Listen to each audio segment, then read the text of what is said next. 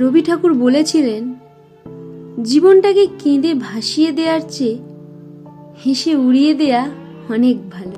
জীবনের মায়া ত্যাগ করতে শিখতে হয়, তাহলেই দেখবে অনেকটাই কষ্ট কমে যাবে।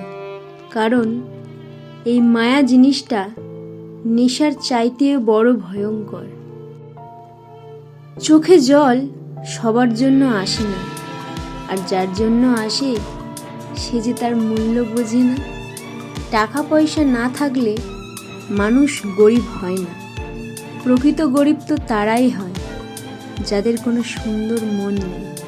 যেমন খাবার যতই দামি হোক না কেন, পচে গেলে গলে গেলে তার যেমন কোনো দাম থাকে না, ঠিক তেমনভাবেই মানুষ যতই শিক্ষিত হোক, যতই উচ্চবিত্ত হোক, মনুষ্যত্ব না থাকলে এই দুনিয়ায় তার কোনো দাম নেই।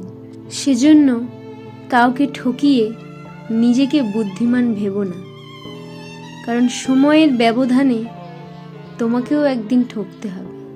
জীবনের প্রতিটা নিঃশ্বাস মানুষকে বাঁচিয়ে রাখে, ঠিক তেমনভাবেই এক একটা বিশ্বাস এক একটা গোটা সম্পর্ককে বাঁচিয়ে রাখে।